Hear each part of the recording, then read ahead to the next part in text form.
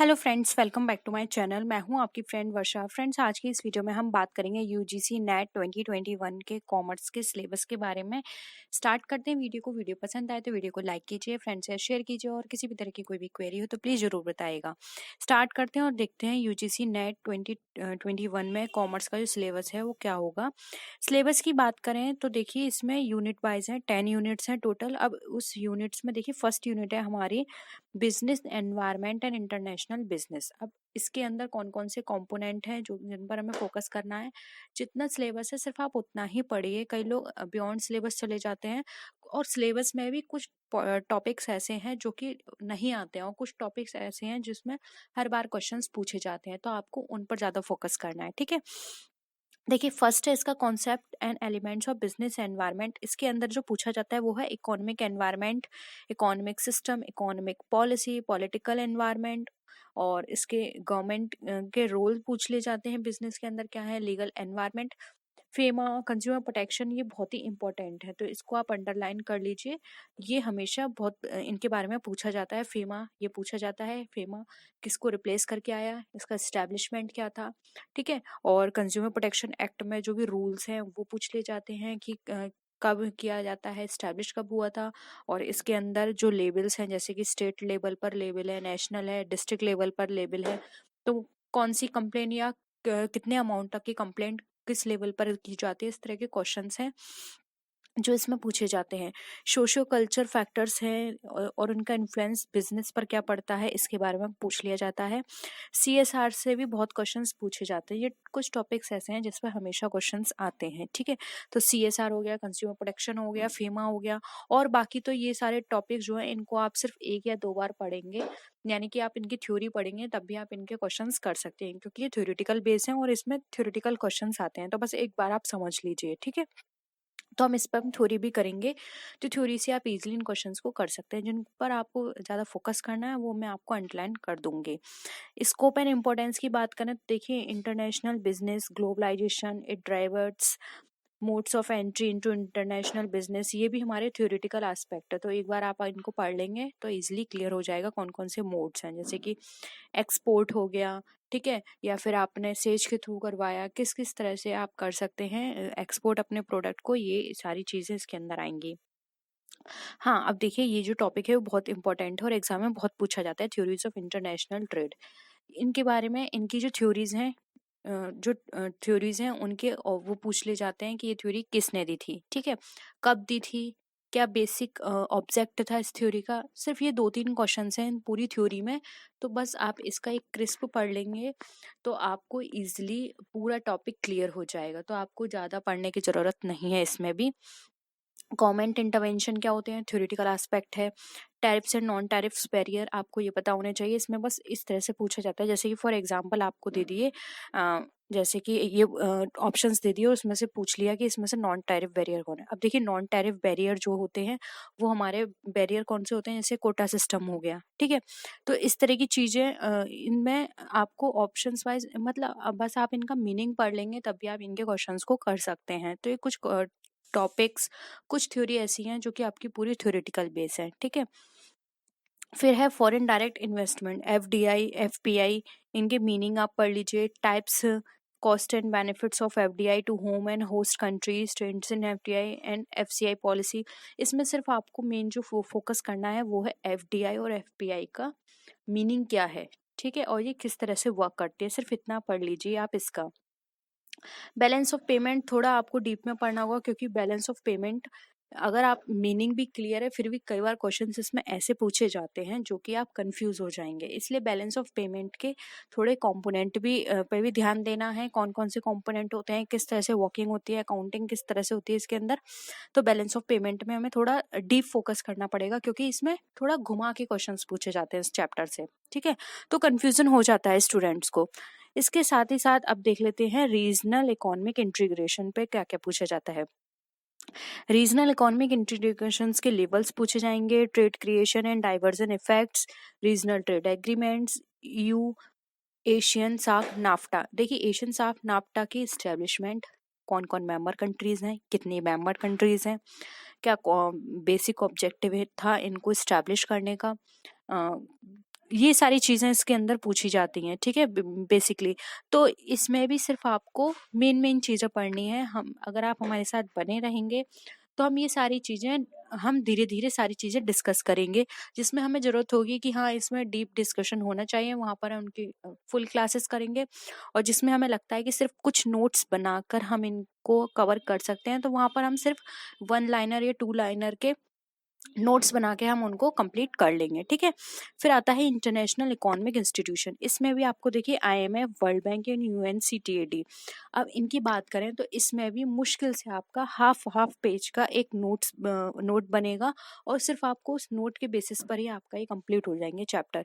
क्योंकि देखिए IMF में फर्स्ट ये पूछ लिया जाता है किस तरह के लोन देती है, स्टैब्लिशमेंट कब हुआ था, ठीक है, हेडक्वार्टर कहाँ है। हेडक्वार्टर इसके बहुत पूछे जाते हैं एग्जाम में, तो हेडक्वार्टर, एस्टेब्लिशमेंट, तो आप इन सबका इजीली, बस आपको इनका ये चीज याद रखनी है, ठीक है। इसके साथ ही साथ आपको IMF, वर्ल्ड बैंक, UNCTAD कब इस्टेब्लिशमेंट हुआ, इंडिया इनका मेंबर कब बना, अदर कंट्रीज जो कि फेमस हैं जैसे कि चाइना हो गया, USA हो गया, वो इनका मेंबर कब बना। तो ये कुछ आपकी चीजें आपको पढ़नी है। फिर आता है वर्ल्ड ट्रेड ऑर्गेनाइजेशन, WTO की बात करें तो WTO भी आपका मिनिमम 1 या 2 पेज का आपका एक नोट बनेगा। आप हर चीज़ के प्लीज़ नोट्स बना के चलिए, क्योंकि जब तक आप खुद से कोई चीज़ नहीं लिखेंगे तब तक वो आपकी क्लियर नहीं होगी। एक बार ऐसा होगा आप उन चीज़ को लिख लेंगे तो आपको पढ़ने में भी आसानी होगी, जो आप रिवीजन करेंगे वो भी आपके लिए बहुत बेनिफिट रहेगा रिवीजन करने में। साथ ही साथ आप लिखते लिखते भी वो आपकी चीज़ें माइंड में रहेंगी, ठीक है। तो आप जब भी रिकॉल करेंगे तो वो आपको इजीली याद हो जाएगा। तो देखिए WTO के अंदर functions, objectives, GATS, TRIPS, TRIMS, इनके बारे में भी पूछा जाता है। तो इनके बारे में भी छोटा छोटा बस आपको थोड़ा थोड़ा मीनिंग पढ़ना है, और उसके बाद ये आपका पूरा टॉपिक है जो क्लियर हो जाएगा, ठीक है। अब सेकेंड यूनिट पर आते हैं। तो सेकेंड यूनिट है हमारी अकाउंटिंग एंड ऑडिटिंग। देखिए अगर हम बात करें तो अकाउंटिंग से क्वेश्चंस बहुत पूछे जाते हैं, लेकिन ऑडिटिंग से इतने क्वेश्चंस नहीं आते हैं, ठीक है। लेकिन फिर भी हम ऑडिटिंग पे एक छोटा सा अगर हम मीनिंग पढ़ेंगे तो हमारा ऑडिटिंग का चैप्टर भी क्लियर हो जाएगा। बहुत मुश्किल से हम अगर हम बात करें 2 से 3 क्लासेस के अंदर हम ऑडिटिंग अपना कवर कर सकते हैं, अगर हम अच्छे से उनके नोट्स बना के उसकी तैयारी करें, ठीक है। बेसिक अकाउंटिंग प्रिंसिपल्स बहुत पूछे जाते हैं, ये आपको बहुत अच्छे से पता होना चाहिए। इनके बारे में, इनके जो कॉन्सेप्ट्स हैं, इनके कन्वेंशंस हैं, उससे बहुत क्वेश्चंस आते हैं। तो कन्वेंशंस और इन ये मैं ऑलरेडी क्लासेस करा चुकी हूँ, लेकिन अगर हम पर्टिकुलर नेट की बात करें तो नेट से रिलेटेड भी हम पर्टिकुलर इन पर फोकस करते हुए अपनी क्लासेस करेंगे, ठीक है। इसके बाद हम आते हैं पार्टनरशिप अकाउंटिंग पे। तो पार्टनरशिप अकाउंटिंग के अंदर देखिए admissions, retirement, death, dissolution and insolvency of a partnership firm, ये सारी चीज़ें भी हम अपनी 2 से 3 क्लासेस में सारी कंप्लीट कर सकते हैं। और इसमें जो क्वेश्चंस पूछे जाते हैं रेशो से रिलेटेड पूछे जा सकते हैं कभी कभी, क्योंकि इस बार का अभी जो हम 2-3 साल से देखते हुए आ रहे हैं तो पैटर्न एकदम ऐसा हो गया है कि आप एक्सपेक्ट नहीं कर सकते, वो क्वेश्चंस भी यहाँ पे पूछ ले जाते हैं। तो बहुत डिफर आप ऐसा नहीं है कि आप प्रीवियस ईयर के क्वेश्चन जो हैं वो देख रहे हैं, तो और ऐसा भी हो सकता है कि आपने इतने सारे क्वेश्चंस प्रैक्टिस करी है लेकिन पेपर जो है एकदम अलग आ जाए, ऐसा हो सकता है, क्योंकि अब 2-3 बार से इस तरह से पेपर्स आ रहे हैं। तो हमको सब चीज़ पढ़नी है, लेकिन हमें बस अपने माइंड में ये रखना है कि इस पे फोकस हमें ज़्यादा करना है। और ये टॉपिक ऐसा है, अगर हम एक बार भी अगर एंड मोमेंट पे इसका रिवीजन करते हैं तो आपको क्लियर हो जाएंगे। क्योंकि वैसे हर किसी का जो कॉन्सेप्ट होते हैं अलग अलग होते हैं, हर किसी को किसी चैप्टर कोई ऐसा होता है जिसमें प्रॉब्लम होती है। तो आप पहले अपने माइंड में ये बना के चलिए कि मेरे जो स्ट्रॉन्ग टॉपिक है वो कौन सा है, और मेरे लिए जो नेगेटिव पॉइंट रहेगा वो टॉपिक का वो कौन सा है। इस तरह की अपने माइंड में बनाकर चलिए। और इसके साथ ही साथ आप अपने वो नोट्स भी प्रिपेयर करते हुए चलिए, जिससे कि अगर आपको लगता है कि ये टॉपिक मेरा, अगर मैं इसको बहुत अच्छे से डीपली इसके ऊपर स्टडी करूंगी या करता हूँ फिर भी ये मैं नहीं प्रिपेयर कर पाऊंगा, तो प्लीज़ आप उसको स्किप ही कर दीजिए। क्योंकि इस तरह के टॉपिक्स क्या होते हैं, आपके और टॉपिक्स जो होंगे वहाँ पे नेगेटिव इम्पैक्ट डालेंगे, ठीक है। तो जो टॉपिक्स आप कर सकते हैं, या फिर अगर आपको लगता है कि हाँ अगर मैं थोड़ा और ध्यान दूँ तब भी मैं इन टॉपिक्स को इजीली कर पाऊंगा, तो सिर्फ आप उन्हीं टॉपिक को लीजिएगा, ठीक है। फिर है कॉर्पोरेट अकाउंटिंग। कॉर्पोरेट अकाउंटिंग में देखिए issue for future, issue of shares, liquidation of companies, acquisition, merger, amalgamation. देखिए अब इन सारे टॉपिक्स में से जो सबसे ज्यादा क्वेश्चंस पूछे जाते हैं वो आते हैं एक्विजिशन, मर्जर और अमलगमेशंस में। इसमें भी आपके इनके मीनिंग्स आते हैं। जैसे कि कई बार क्या होता है, इस तरह के क्वेश्चंस पूछ ले जाते हैं कि दो कंपनियां आपस में मिलके एक नई कंपनी फॉर्मुलेट करती हैं, बताइए वो क्या कहलाता है, अमलगमेशन है, मर्जर है, या एक्विजिशन है। तो इस तरह के मतलब मीनिंग बेस्ड क्वेश्चंस होते हैं। तो अगर आपने इन सब के मीनिंग अच्छे से पढ़े हुए हैं, आपको तीनों में डिफरेंस पता है, तो आप इजिली इस तरह के क्वेश्चंस कर सकते हैं।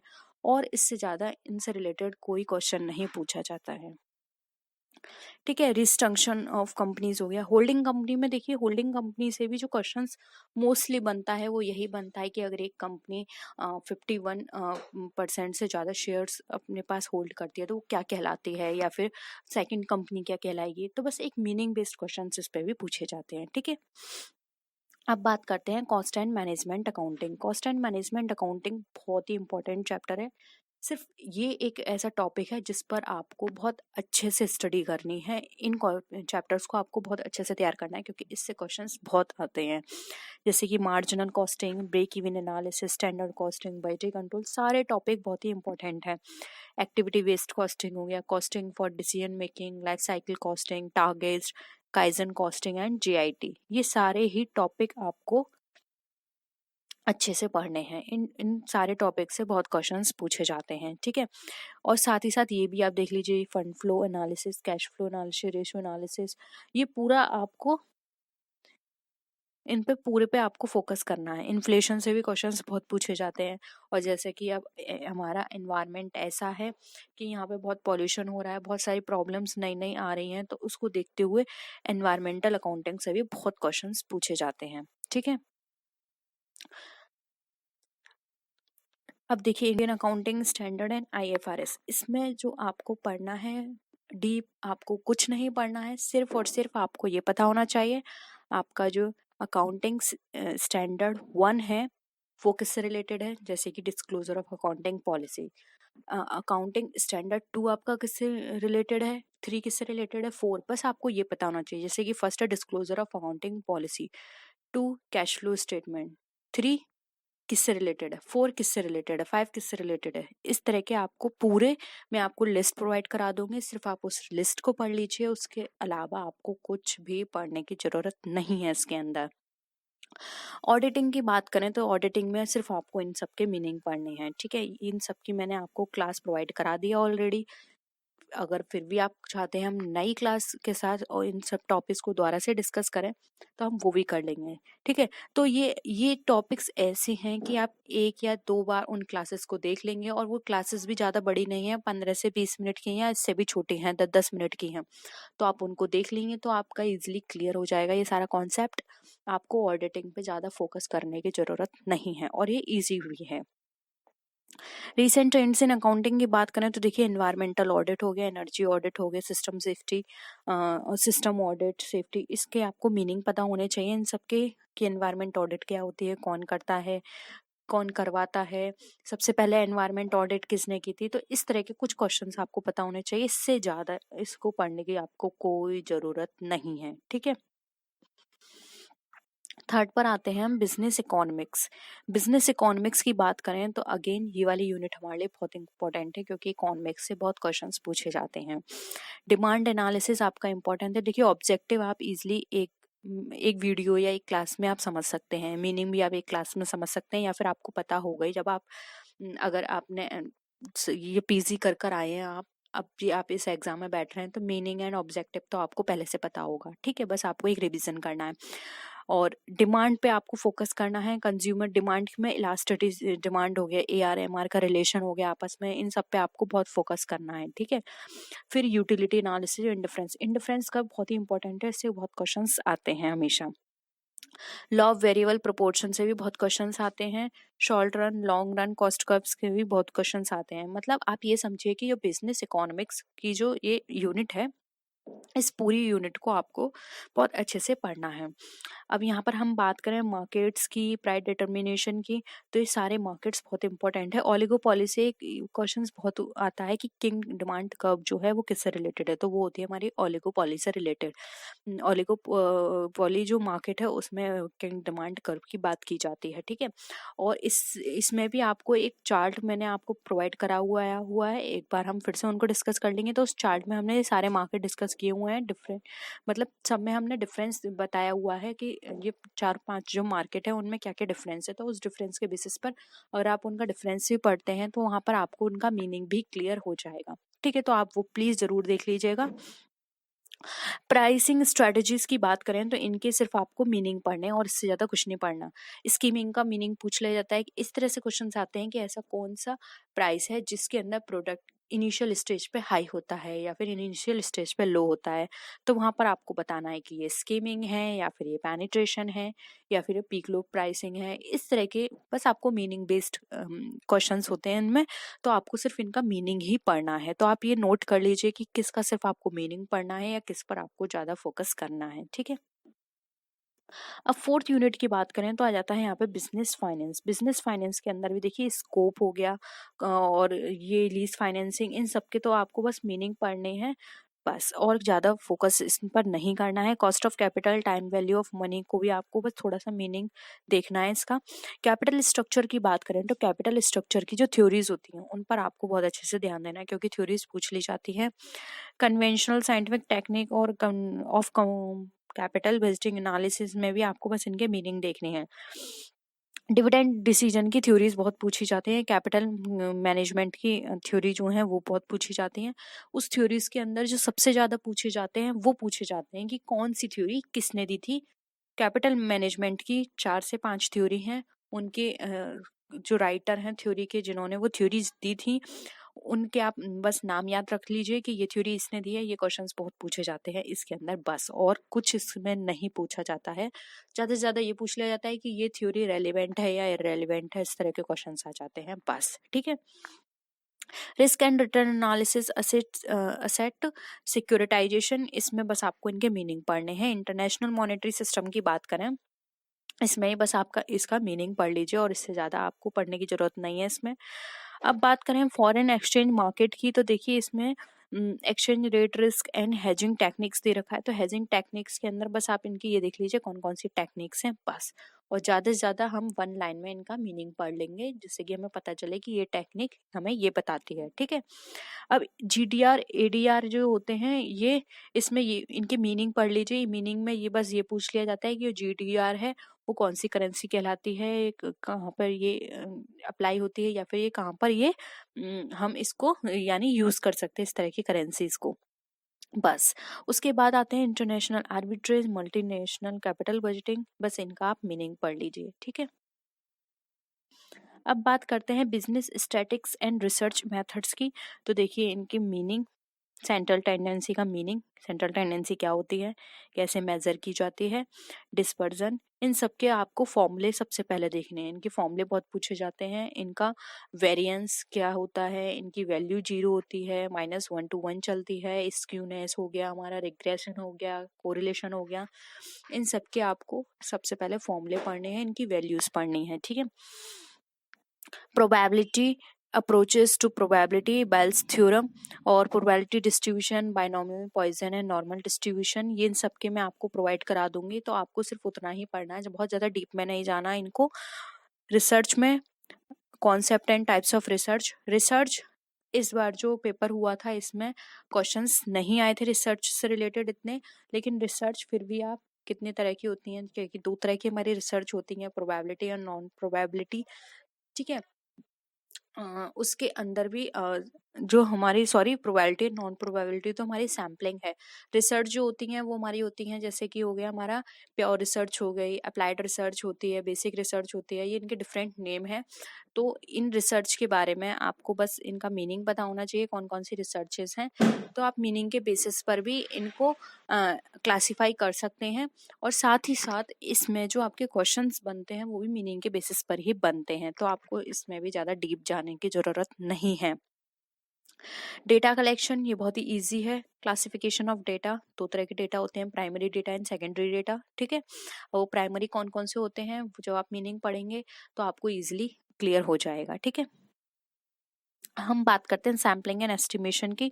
तो देखिए यहाँ पर आपको ये पता होना चाहिए कि जो हमारे जो सैम्पलिंग एंड एस्टिमेशन की बात कर रहे हैं, तो देखिए सैम्पलिंग आ गई, प्रोबेबिलिटी नॉन प्रोबेबिलिटी मेथड आ गए, सैम्पलिंग डिस्ट्रीब्यूशन आ गए, स्टैंडर्ड एरर, स्टैटिस्टिकल और साथ में ये हाइपोथेसिस टेस्टिंग के जो टूल हैं, Z test, t test, ANOVA test, chi square test, ये टेस्ट बहुत पूछे जाते हैं, हर बार ये पूछे जाते हैं, chi square, ANOVA, Z test, t test.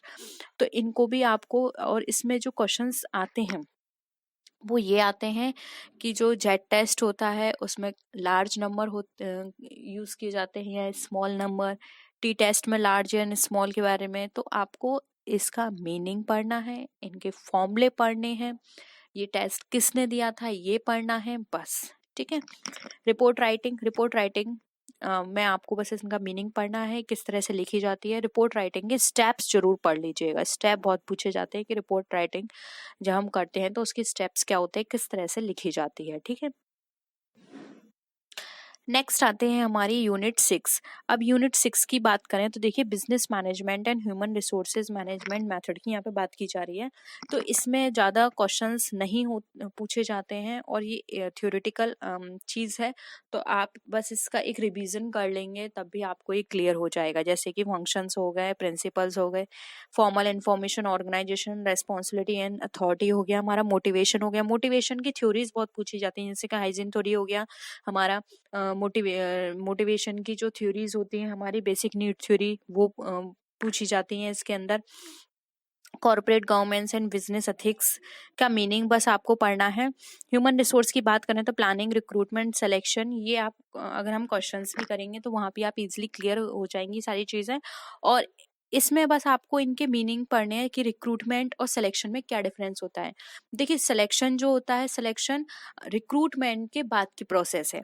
Recruitment क्या होता है, आपने कोई भी पोस्ट खाली थी, आपने वो पोस्ट निकाल दी, उसके बेसिस पर पर्सन आए। सिलेक्शन में क्या होता है, जो भी पर्सन आए थे उसमें से आपने बेस्ट निकाला और बाकी लोगों को क्या किया, आपने एलिमिनेट किया। उनको एलिमिनेट करने के बाद जो आपका बेस्ट, जो आपकी पोस्ट के लिए एलिजिबल था, परफेक्ट था, ठीक है, बेस्ट कैंडिडेट था, उसको आपने सेलेक्ट किया, वो सिलेक्शन कहलाता है। ट्रेनिंग, डेवलपमेंट, सक्सेशन प्लानिंग, इन सब के आपको मीनिंग देखनी है। ठीक है। फिर आता है कंपेंसेशन मैनेजमेंट, इसके अंदर job evaluation, incentive, fringe benefits, इन सब के बस आपको मीनिंग देखनी है। ठीक है। मैं आपको जल्दी जल्दी से बता देती हूँ। 360 डिग्री परफॉर्मेंस क्या होती है, मीनिंग देखना है। Collective bargaining and workers participation in management, meaning देखना है इसमें भी आपका। पर्सनालिटी के अंदर भी देखिए आपको बस इनका मीनिंग देखना है कि स्ट्रेस मैनेजमेंट क्या होता है, इनकी पावर्स क्या होती हैं, organisation development, organisation change, again इनका बस मीनिंग देखना है। कुछ चीज़ें ऐसी हैं जिनको आप बस मीनिंग देखते ही इजीली समझ जाएंगे और आप इजीली क्वेश्चन सुन के कर सकते हैं। अब देखिए बैंकिंग एंड फाइनेंशियल इंस्टीट्यूशन बहुत बेसिक चैप्टर है, आप इनके बस मीनिंग देख लीजिए, इजिली कर सकते हैं। जैसे कि हो गया फाइनेंशियल सिस्टम कैसा है, टाइप्स ऑफ बैंक्स कैसे हैं, रिजर्व बैंक ऑफ इंडिया क्या क्या फंक्शंस होते हैं, हम सबको पता है। Reserve bank of India other bank की तरह नहीं होती, ये कस्टमर के साथ डील नहीं करती है, जबकि जो अदर बैंक्स होती हैं वो कस्टमर के साथ डायरेक्ट डील करती हैं। ये किसके संग डील करती है, ये बैंक के संग डील करती है। ठीक है, गवर्नमेंट के साथ डील करती है। एनपीओ हो गया हमारा, मैनेजमेंट मार्केट हो गया, वो सॉरी फाइनेंशियल मार्केट हो गया, जिसमें money market, capital, government securities market आ गए। अगेन इनके आपको मीनिंग ही देखने हैं। फाइनेंशियल इंस्टीट्यूशंस की बात करें तो यहाँ पर देखिए फाइनेंशियल, एनबीएफसी, म्यूचुअल फंड्स, इन सब के आपको बस ये देखना है कि इनका एस्टेब्लिशमेंट कब हुआ था और ये किस तरह की इंस्टीट्यूशंस हैं, बस। ठीक है। फाइनेंशियल रेगुलेटर्स इन इंडिया, अब यहाँ पर इसके अंदर आपको बस ये देखना है फाइनेंशियल रेगुलेटर्स इंडिया के अंदर कौन है, यानी जो भी इनके ऊपर रेगुलेट करता है वो कौन सी अथॉरिटी है, उसका नाम आपको पता होना चाहिए। Financial sector reforms, again meaning देखना है, ज़्यादा नहीं पढ़ना क्योंकि इसमें इतना नहीं पूछा जाता। Internet banking, mobile banking, again meaning देखना है। और आप आज के टाइम में हम लोग इतना internet banking, mobile banking use करते हैं, तो कुछ क्वेश्चंस ऐसे होते हैं जो कि उस टाइम हम अपने कॉमन सेंस से भी उनका आंसर कर सकते हैं। ठीक है। इंश्योरेंस की बात करें तो इसमें क्वेश्चंस नहीं पूछे जाते हैं, अब तक तो बिल्कुल नहीं पूछे गए हैं, मतलब लास्ट में 2 इयर्स की बात करूं तो इसमें क्वेश्चंस नहीं आए थे। तो इसका भी अगर आप ज़्यादा टाइम मत दीजिए, इन चैप्टर्स को 2 से 3 दिन में आप ये पूरा चैप्टर कंप्लीट कर दीजिए। ठीक है।